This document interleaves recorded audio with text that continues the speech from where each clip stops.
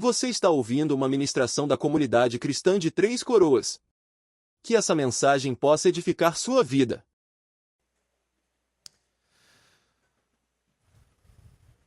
Mais uma vez, bom dia. Irmãos, nós queremos hoje falar um pouco sobre Natal. E eu quero, mais especificamente, a gente quando fala Natal, todos nós entendemos, estamos falando sobre o nascimento de Jesus e esse é o ponto. Eu gostaria de falar um pouco sobre o nascimento de Cristo. Só que de uma maneira diferente, que talvez vocês não é comum nós falarmos dessa forma nesses dias de Natal, mas tem algum tempo que o Senhor tem ministrado algumas coisas bem fortes na minha vida a respeito de palavra profética. Então, eu gostaria hoje de falar sobre o nascimento de Cristo, nascimento do Messias, e olhando pelas Escrituras algumas menções proféticas a respeito desse evento, como as pessoas reagiram, o que aconteceu, o que houve, quais as lições, algumas lições que nós podemos tirar disso. E, sobretudo, um aspecto que eu quero enfatizar, o quanto nós precisamos estar atentos à palavra profética. Tá? Então, eu quero andar por esse caminho e falando sobre o nascimento de Cristo. Tá? Mas a gente vai iniciar em 2 Pedro 1,19.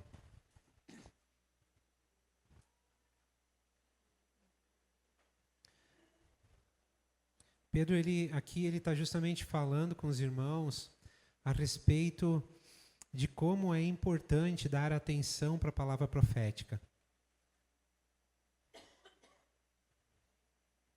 Assim temos ainda mais firme a palavra dos profetas, e vocês farão bem se a ela prestarem atenção, como a uma candeia que brilha em lugar escuro, até que o dia clareie e a estrela da alva nasça em seus corações. Então nós vemos Pedro chamando a atenção dos irmãos para que prestassem muita atenção na palavra profética. Quando a gente começa a ler os evangelhos, a gente vê isso em Mateus, vê isso em Lucas. Eu acho que em todos os evangélicos existem citações dos autores do evangelho às palavras proféticas que estavam se cumprindo naquele período de tempo no qual eles estavam vivendo e estavam, então, registrando também o que estava acontecendo. E Pedro, ele tem isso em mente porque eles eram conhecedores da palavra profética, da palavra dos profetas, daquilo que Deus havia revelado através dos profetas a respeito do Messias. Então a gente vai andar um pouquinho por esse caminho. Ainda um texto dando base, Isaías 46, 9 e 10. Aqui talvez a gente possa achar o fundamento, o porquê é que nós podemos confiar na palavra profética, ou o porquê é que nós devemos confiar, ter certeza de que ela vai se cumprir. Isaías 46, 9 e 10, há uma palavra do Senhor através de Isaías que diz assim: lembrem-se das coisas passadas, das coisas muito antigas. Eu sou Deus e não há nenhum outro.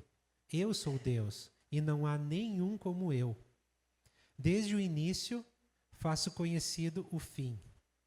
Desde tempos remotos, o que ainda virá. Digo, meu propósito ficará de pé e farei tudo o que me agrada. Então aqui o Senhor ele dá clareza, ele é muito enfático no que diz respeito primeiro a Ele ser o único Senhor, e Ele diz algo que eu acho tão precioso, e por isso que tem me cativado essa questão de olhar para a palavra profética, de procurar entender ela, e de procurar me mover a partir dela, quando Ele diz, eu sou aquele que faço, desde o início, faço conhecido o fim. Esse é o nosso Deus. Desde o início de todas as coisas, Ele já faz conhecido o fim. Mas será que é assim mesmo? Será que nós podemos ver desde o início menções a respeito do fim? E especificamente hoje falando sobre o nascimento do Messias? Então agora eu quero entrar justamente nesse caminho, com essa base. E tu pode abrir tua Bíblia então no início, lá em Gênesis 3.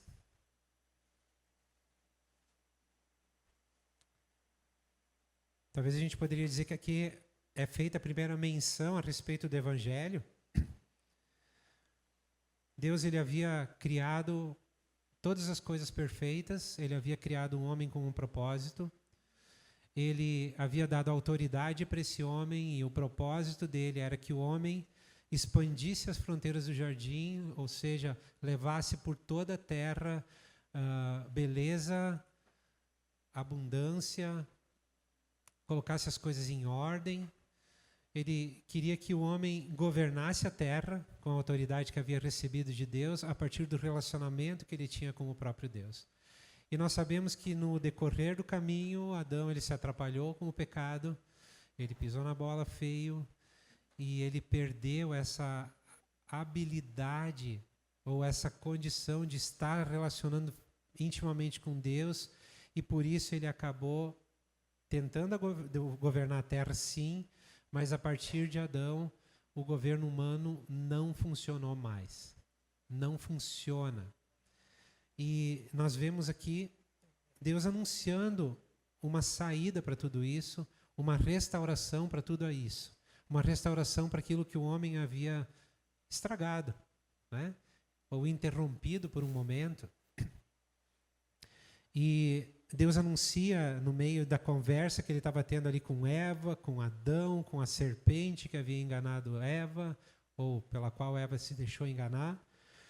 Ele diz assim, ele aqui está falando com a mulher e com a serpente, né? E ele diz assim, porém inimizade entre você e a mulher, entre a sua descendência e o descendente dela. Este lhe ferirá a cabeça e você lhe ferirá o calcanhar. Se nós conseguíssemos olhar com a perspectiva de Eva, Eva sabia o que tinha acontecido, ela sabia que foi por causa da serpente, ou talvez a cobiça do coração dela, mas foi a serpente, Satanás, através daquela situação que conseguiu corromper ela, e ela sabia que o problema tinha acontecido ali. Então aqui Deus faz uma promessa para ela, que o descendente dela pisaria na cabeça da serpente. E ali se gerou uma esperança. Um dia nós vamos poder retornar para o jardim. Eu imagino que Eva, Adão, naquele momento, eles ficaram naquela esperança, naquela expectativa, esperando o descendente que pisaria na cabeça da serpente e que abrisse o caminho para que voltassem para o jardim. Porque eles sabiam que o destino deles, ou talvez eles nem sabiam ainda o quão difícil seria a vida fora do jardim.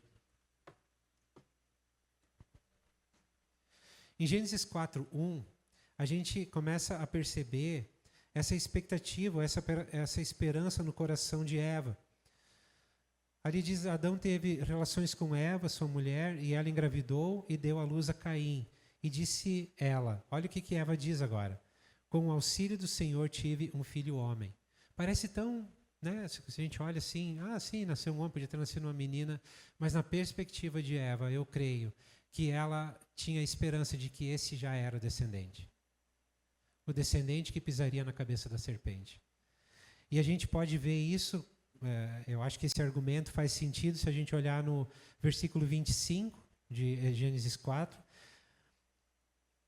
Depois que Caim já havia matado Abel, tomou Adão a coabitar com a mulher e ela deu à luz a um filho a quem pôs o nome de Sete, porque disse ela, olha só, Deus me concedeu outro descendente em lugar de Abel que Caim matou.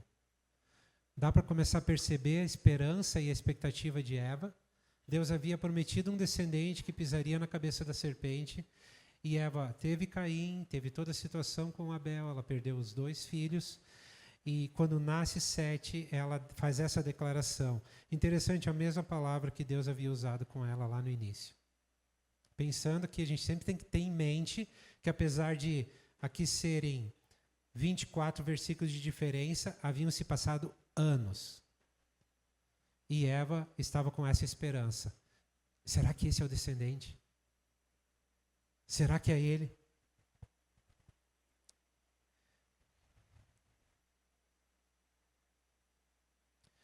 A gente vê que no início a gente fala do início, mas vão passando séculos e aquela esperança continua no coração dos pais da humanidade. Quando a gente vai lá, agora pula 1000 anos, vai 1000 anos para frente, a gente chega em Noé, e o pai dele, Lameque, ele faz uma declaração muito interessante quando Noé nasce, em Gênesis 5:28. De novo, né? Um capítulo de diferença, mas já tinham se passado cerca de 1000 anos ali. Aos 182 anos, Lameque gerou um filho. Deu-lhe o nome de Noé e disse... Agora presta atenção à declaração do pai de Noé. Ele nos aliviará do nosso trabalho e do sofrimento das nossas mãos, causados pela terra que o Senhor amaldiçoou. Vocês lembram que lá no início Deus amaldiçoou a terra, ele disse para Adão, do suor do teu rosto comerás o teu pão? Ele traz uma maldição, ele diz que a terra ia produzir espinhos, abrolhos, e aqui Lameque, ele lembra dessa maldição e diz, olha, eu tenho um descendente, será que é ele? E ele declara isso, né? Ele vai nos livrar dessa maldição causada por causa do pecado.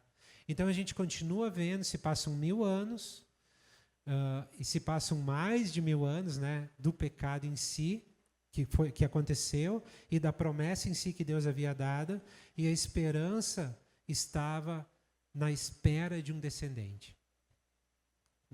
Não é de um, é do descendente prometido por Deus. Daquele descendente que pisaria na cabeça da serpente. E quando a gente anda um pouquinho mais, a gente chega em Abraão, o pai da fé, e tem uma declaração interessante de Paulo em Gálatas, falando sobre Abraão, Gálatas 3,16. Ele diz o seguinte: assim também as promessas foram feitas a Abraão e ao seu descendente. Se parasse aqui, a gente poderia ter algumas interpretações. Ele falou para Isaac, então isso? Ou foi para Ismael? Não, foi para Isaac, era o filho da promessa. Mas Paulo continua e traz luz sobre essa palavra. Ele diz assim, eu vou ler desde o início, assim também as promessas foram feitas a Abraão e ao seu descendente. A Escritura não diz e aos seus descendentes, como se falando a muitos, mas ao seu descendente, dando a entender que se trata de um só. Isso é Cristo. Então Paulo, depois de muitos anos, e com a ajuda do Espírito Santo, ele traz luz sobre aquilo que havia sido falado lá para Abraão. E é interessante que quando se fala sobre, quando a gente olha para a promessa do descendente, a gente vê que eles tinham a esperança, eles tinham a promessa, mas eles não sabiam quem seria, como seria, o que ele faria, de que forma faria. Existia mistério.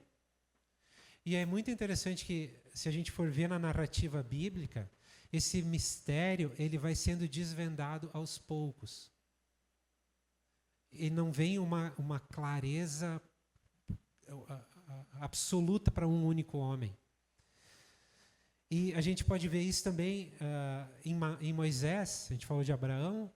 Agora vamos ver o que Moisés fala. Moisés também faz uma citação, uma menção ao descendente, só que agora ele chama ele de uma outra forma. Ele chama ele de o profeta. Mas ele estava falando da mesma pessoa. E em Deuteronômio 18, no versículo, a gente vai ler o 15 e o 18. O Senhor, o seu Deus, levantará do meio dos seus próprios irmãos um profeta, como eu. Ouçam-no. Aqui foi Moisés que falou. E no versículo 18 o Senhor fala: levantarei do meio dos seus irmãos um profeta como você, porei minhas palavras na sua boca e ele lhes dirá tudo o que eu lhes ordenar. Será que tem um texto na Bíblia que traz clareza de quem seria esse profeta? Se a gente for lá para João 12, a gente vê Jesus falando algo muito interessante, que não tem como a gente não lembrar do que Deus falou através de Moisés. Em João 12, 49, Jesus fala o seguinte: Pois não falei por mim mesmo, mas o Pai que me enviou me ordenou o que dizer e o que falar. Sei que o seu mandamento é a vida eterna, portanto, o que eu digo é exatamente o que o Pai mandou dizer.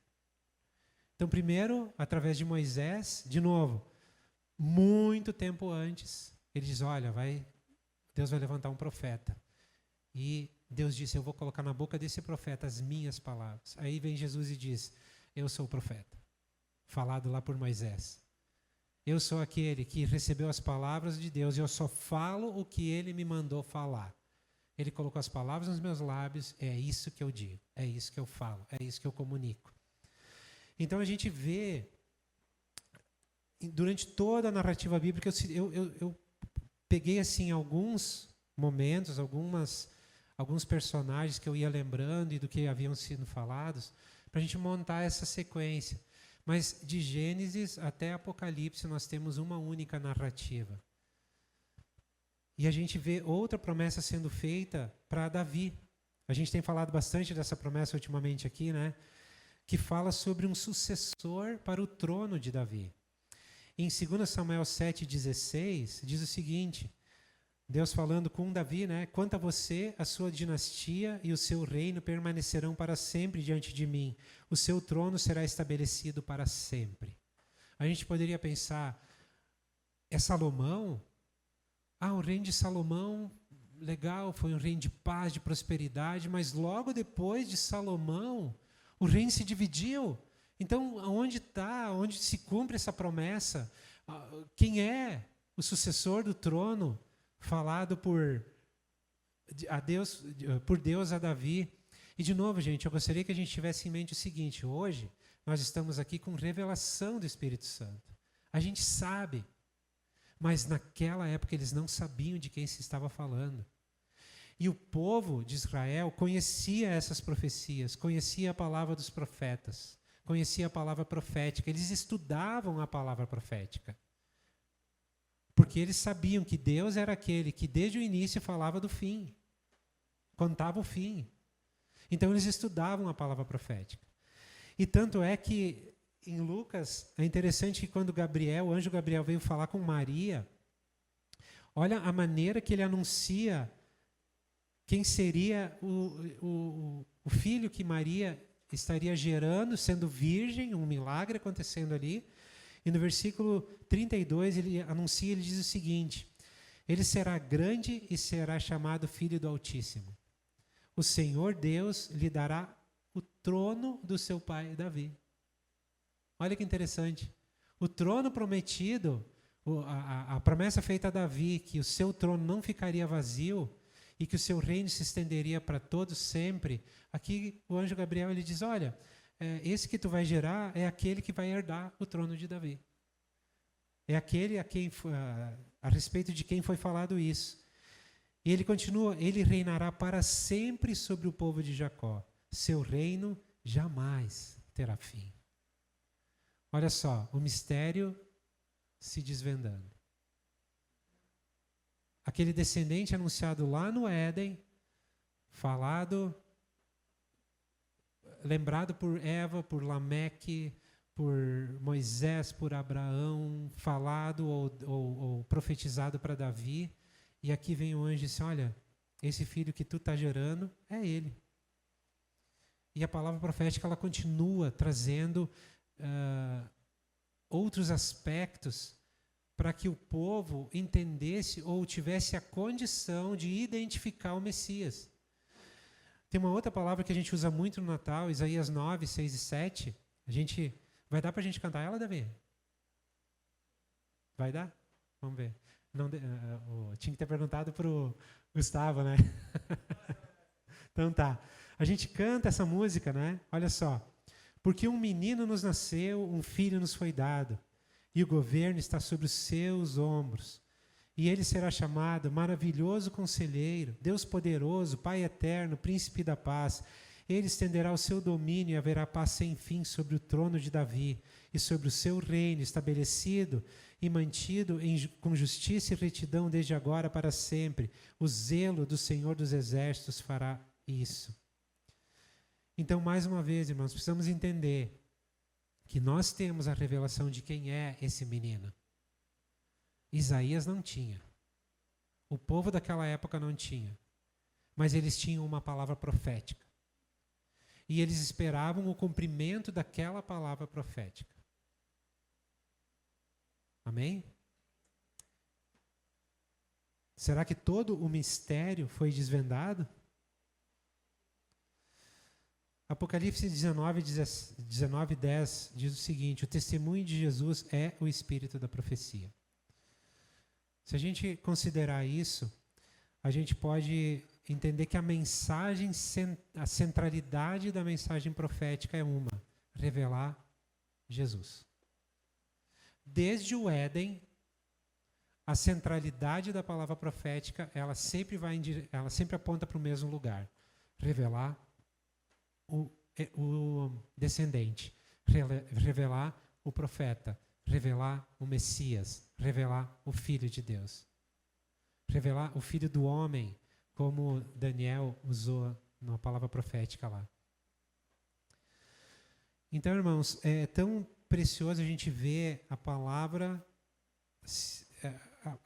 registros na palavra de Deus, mostrando com clareza que promessas que haviam sido dadas se cumpriram. Cada uma se cumpriu. E esse mistério vai sendo desvendado, vai sendo desvendado, vai sendo desvendado.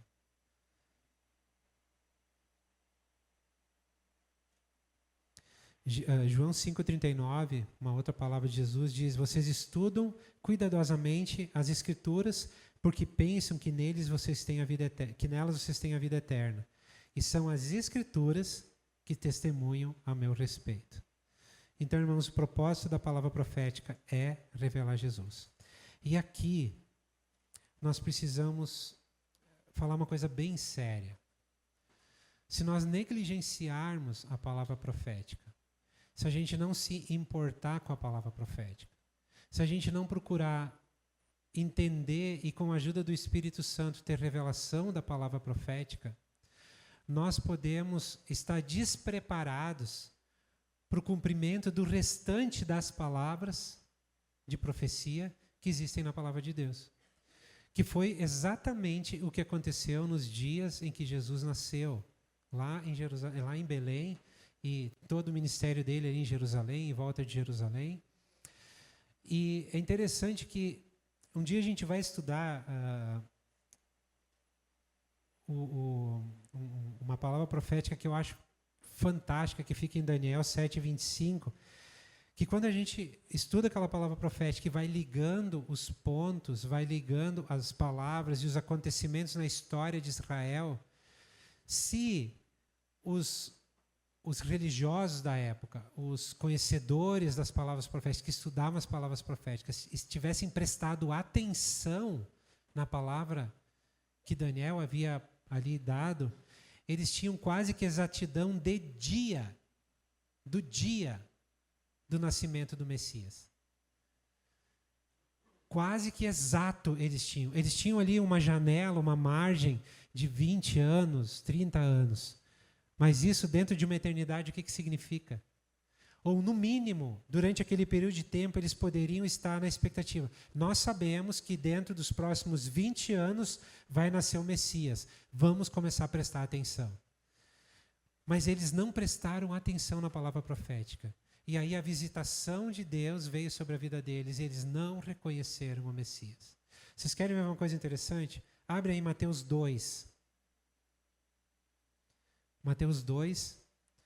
Aqui é registrado aquele momento que aqueles 3 reis, eles vêm do Oriente para visitar o rei dos judeus que havia nascido em Belém. E diz que na ida para Belém eles passam por Jerusalém. E eles faziam uma pergunta lá: onde está o recém-nascido rei dos judeus? Vimos a sua estrela no Oriente e viemos adorá-lo.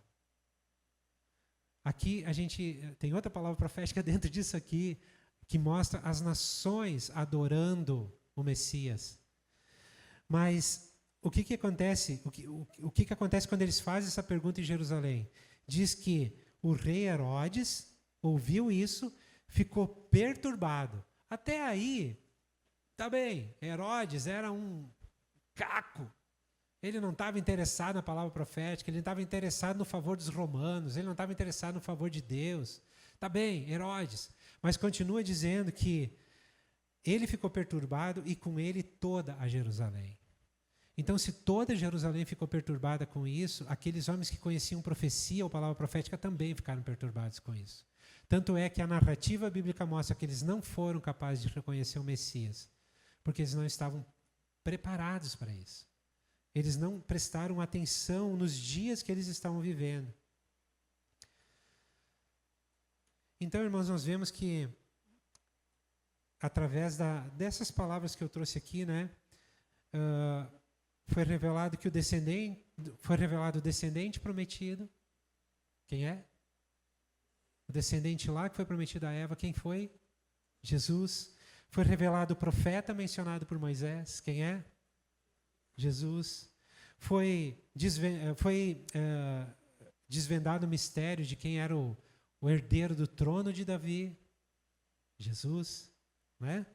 O menino mencionado lá por Isaías, chamado Maravilhoso, Conselheiro, Deus Forte, Pai Eterno, Príncipe da Paz, que sobre os seus ombros estaria o governo, que ele estenderia o seu governo por toda a terra, e o seu reino não terá fim. Quem é? Mas isso já aconteceu? Hã? O menino já nasceu. Amém? Ele é maravilhoso, ele é conselheiro, ele é Deus forte, Pai eterno, poderosíssimo. O governo está sobre os seus ombros, mas ele já estendeu o governo sobre toda a terra? Ainda não.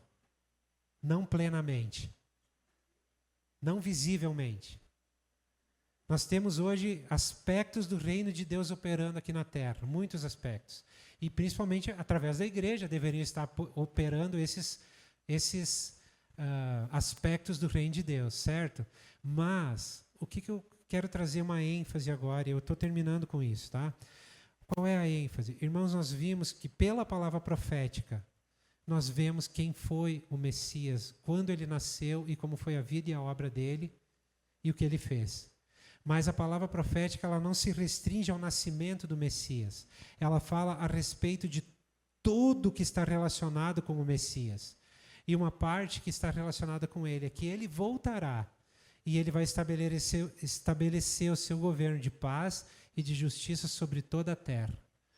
O profeta Abacuque diz que a terra será cheia da glória de Deus. E só tem uma forma da terra estar cheia da glória de Deus. É o Messias estando aqui, governando, estendendo o governo, até que a terra esteja cheia de toda a glória de Deus.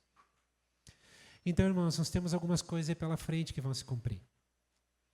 E o meu interesse hoje era usar desse tempo de Natal, que nos traz esperança, de mostrar que, através da palavra profética, nós encontramos esperança e vemos o Messias, que já está revelado, e que, através da palavra profética também, nós precisamos agora olhar para aquilo que ainda está por vir, aquilo que vem pela frente. Jesus, ele vai voltar. E tem uma série de acontecimentos que vão se seguir antes que ele venha.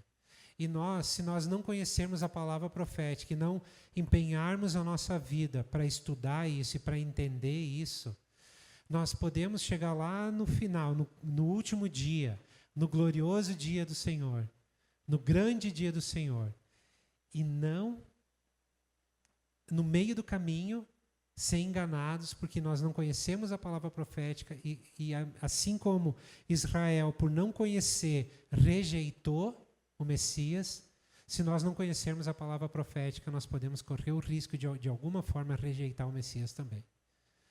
Então, eu estou trazendo essa palavra hoje. Pode ser que não fez sentido para ti com respeito ao Natal, para mim fez todo sentido. Mas eu estou trazendo essa palavra também como introdução daquilo que a gente vai abordar um pouco para o ano que vem também. Eu quero, em alguns momentos, abordar algumas palavras proféticas para a gente entender um pouco melhor isso, trazer um pouco mais de luz sobre esse assunto. Tem muitas coisas que ainda são mistério, e como foi com a revelação do nascimento do Messias, que foi gradativo, nós também estamos tendo revelação gradativa dos acontecimentos dos últimos dias. Nós não podemos nos deixar nortear por youtubers, por influencers. Nós precisamos nos nortear pela palavra profética de Deus. Porque se fosse pelos youtubers, o mundo já teria acabado 498 mil vezes. Já teve 8.985 anticristos. Né? Não, eles não sabem. Nós precisamos conhecer a palavra profética. Ela sabe. Ela revela e ela nos fortalece, nos anima, nos dá perspectiva e nos dá esperança. Amém? É isso. Natal, irmãos, é esperança. O nascimento do Messias trouxe esperança. Esperança. E antes de tomar ceia, eu quero terminar com um último texto. Gálatas 4, de 4 a 7. Tu pode abrir aí?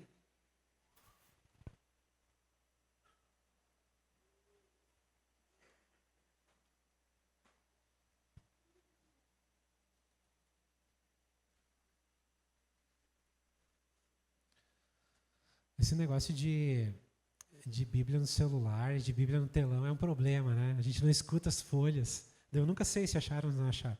Vamos lá.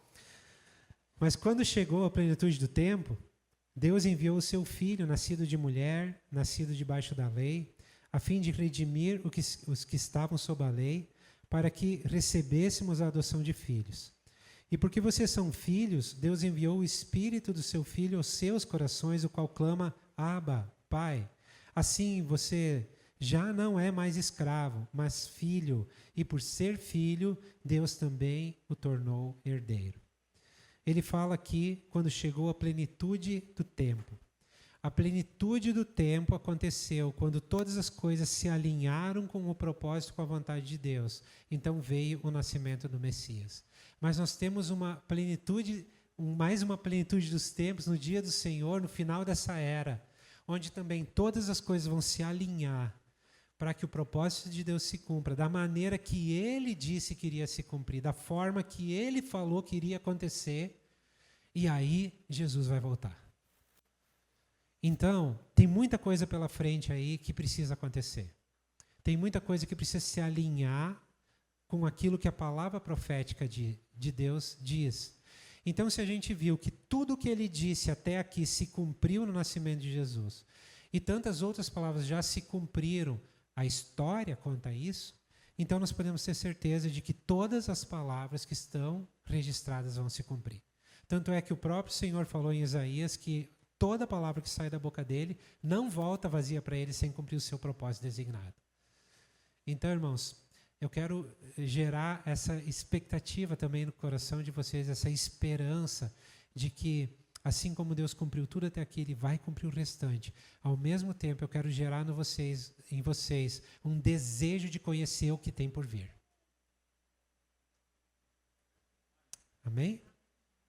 Porque uma coisa é assim, um dia vai tudo acabar e eu fico aqui. Mas vai acabar como? E o que vai acontecer até lá? Qual é a minha posição? Como eu devo me posicionar para permanecer firme? Vocês lembram que quando Jesus fala com aquelas 7 igrejas, as cartas às 7 igrejas de Apocalipse, ele diz assim, aquele que permanecer, ao vencedor, então existe uma carreira, existe uma corrida.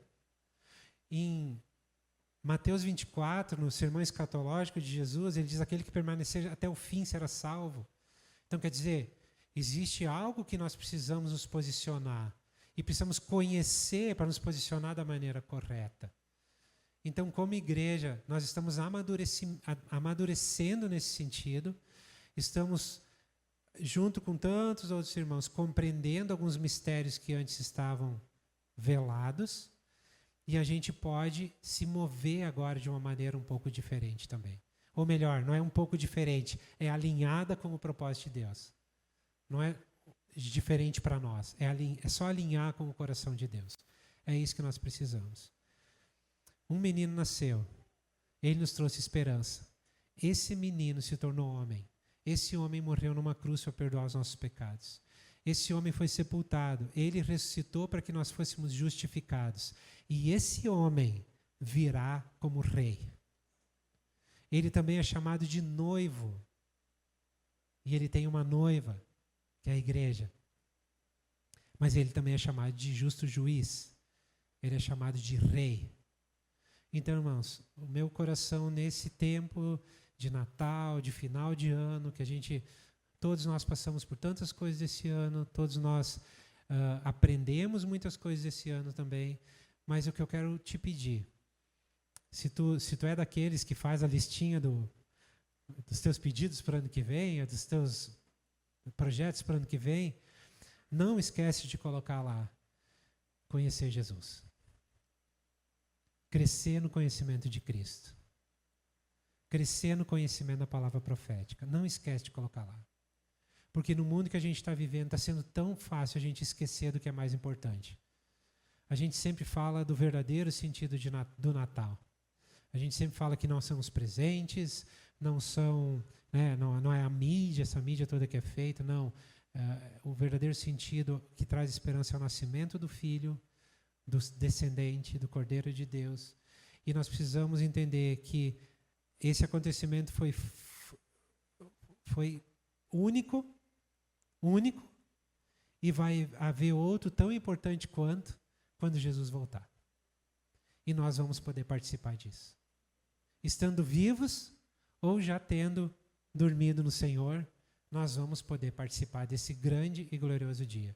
Aquele dia que Tito chama de bendito.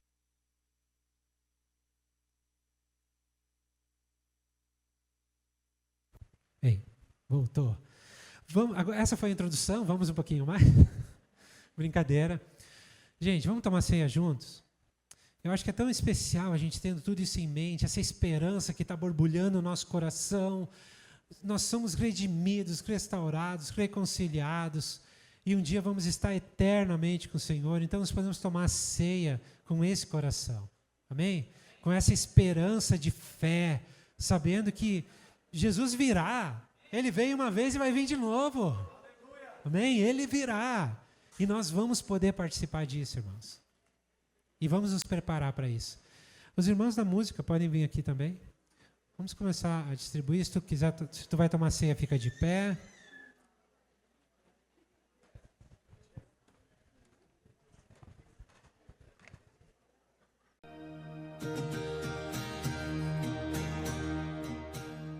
Você acaba de ouvir uma de nossas ministrações. Esteja conosco em nossas reuniões e siga-nos em nossas redes sociais. Que Deus te abençoe.